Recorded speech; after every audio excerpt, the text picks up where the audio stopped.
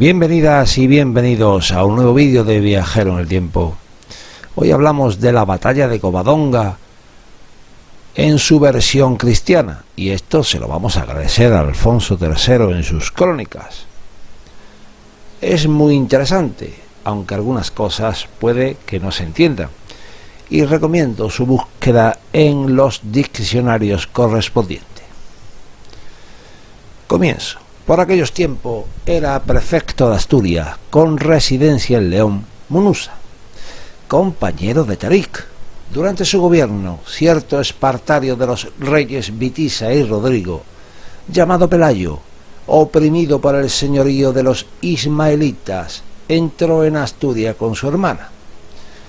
El prefecto Munusa envió a Pelayo a Córdoba con el pretexto de una legación, pero en verdad con ocasión de su interés por su hermana.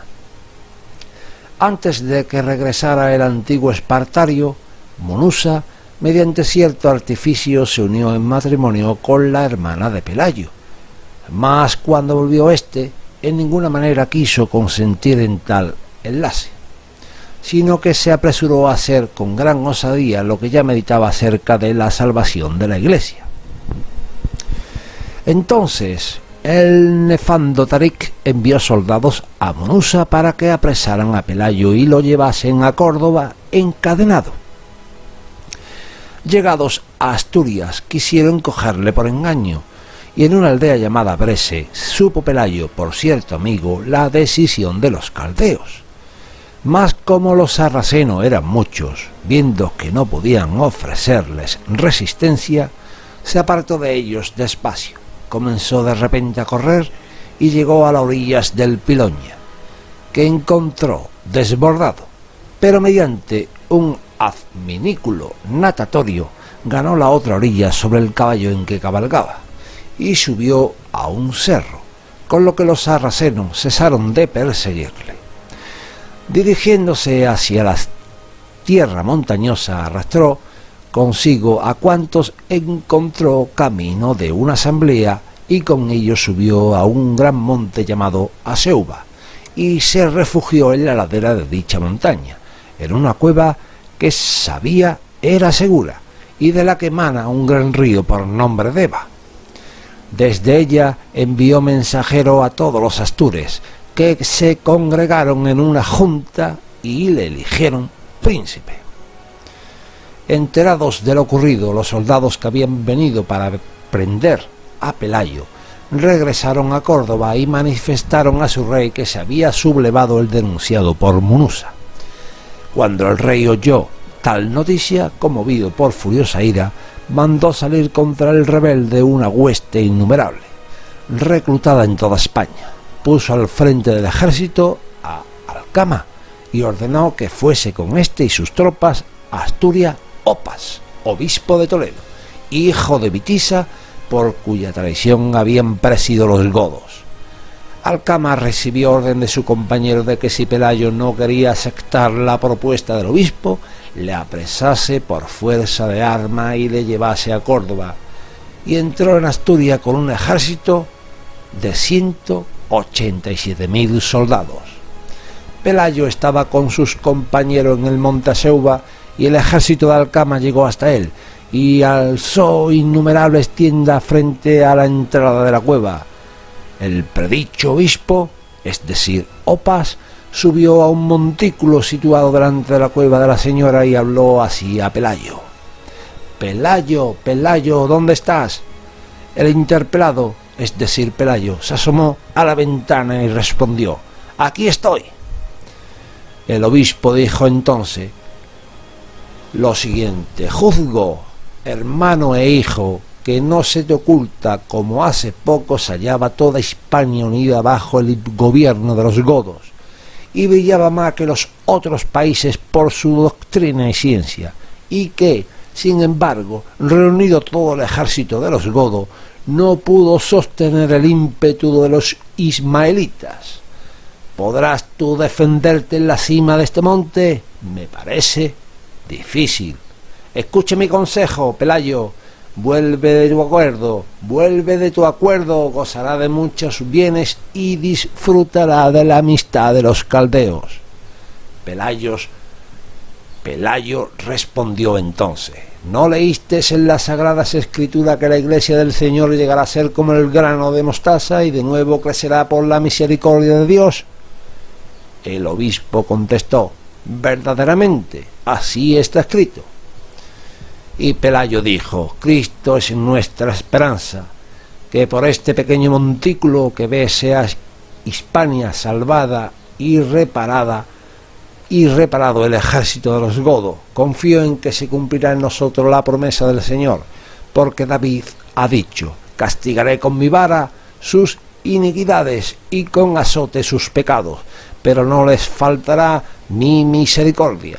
Así pues, confiando en la misericordia de Jesucristo, desprecio esa multitud y no temo el combate con que nos amenaza. Tenemos por abogado cerca del Padre nuestro Señor Jesucristo, que puede librarnos de estos paganos. El obispo, vuelto entonces al ejército, dijo lo siguiente: acercaos y pelead. Ya habéis oído cómo me ha respondido. A lo que adivino de su intención, no tendréis paz con él, sino por la venganza de la espada. Alcama mandó entonces comenzar el combate, y los soldados tomaron las armas. Se levantaron los fundíbulos, se prepararon las hondas, brillaron las espadas, se escreparon las lanzas e incesantemente se lanzaron saetas. Pero al punto se mostraron las magnificencias del Señor, las piedras que salían de los fundíbulos y llegaban a la casa de la Virgen Santa María, que estaba dentro de la cueva, se volvían contra los que disparaban y mataban a los caldeos. Y como Dios no necesita las lanzas, sino que da la palma de la victoria a quien quiere, los cristianos salieron de la cueva para luchar con los caldeos. Emprendieron estos la fuga.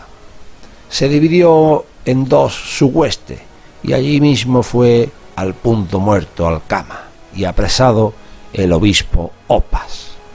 En el mismo lugar murieron 124.000 caldeos, y los 63.000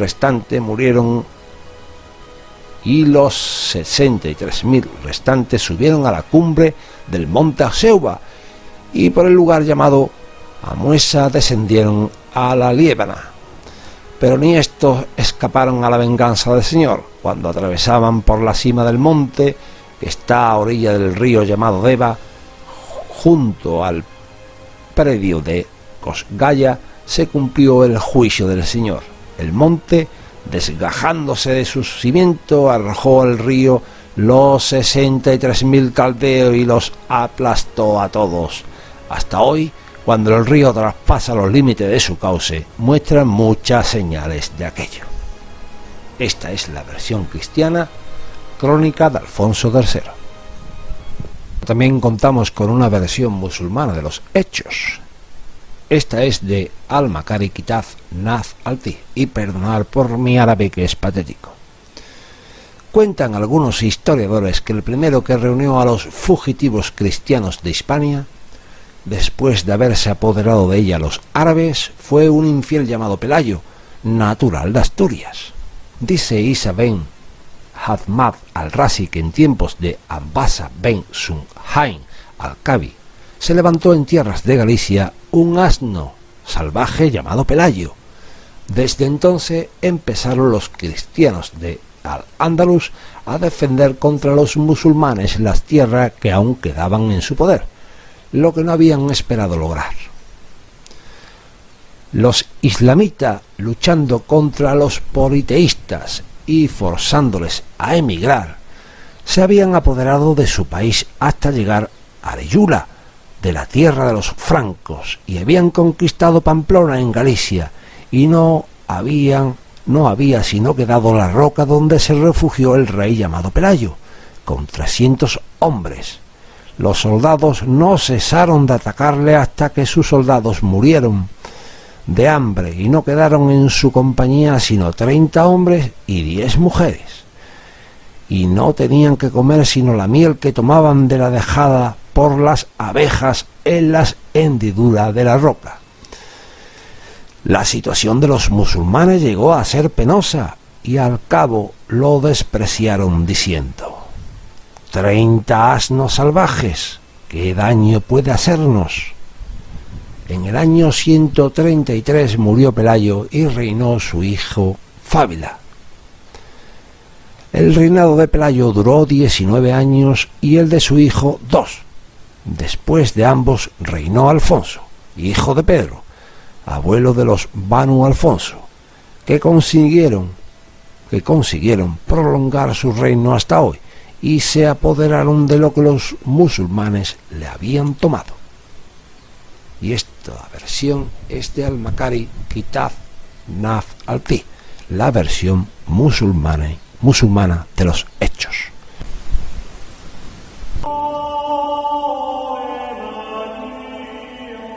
Las campañas de conquista de los ejércitos musulmanes en la península ibérica permitieron el control del antiguo reino de Toledo de los visigodos. Y en el caso del cuadrante noroeste peninsular, donde ubicaremos la formación de la jefatura Astur, las crónicas musulmanas atestiguan la presencia de pacto entre la población autóctona y los nuevos dominadores musulmanes, y a través de estos pactos se habría hecho efectivo el nuevo poder. Debemos decir que las fuentes que recogen estos pactos son muy tardías y sus datos poco fiables. ¿Por qué digo esto? No es lo mismo contar una noticia que sucedió ayer o que sucedió hace horas que contar una noticia que ha sucedido hace siglos o que ha sucedido hace décadas. Estamos hablando ya ahora de esto, de una reconstrucción del pasado. Una noticia que ha pasado hace mucho tiempo, ya estamos reconstruyendo el pasado. Por lo tanto, se pueden obviar datos o se pueden meter otros para ensalzar lo sucedido o para lo contrario.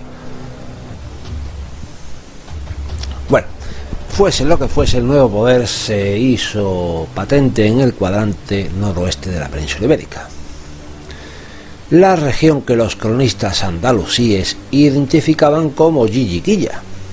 Sí, señoras y señores, Yiyiquilla.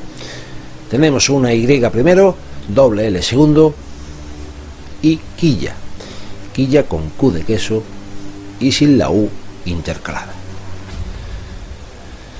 Los hallazgos en la Puerta del Obispo en León revelan la implantación de guarniciones militares en determinadas ciudades o centros semiurbanos.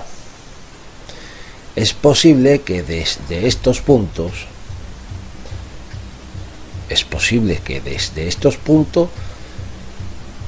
se ejerciese un control sobre el territorio, y cuando se ejerce un control sobre el territorio se exige tributo.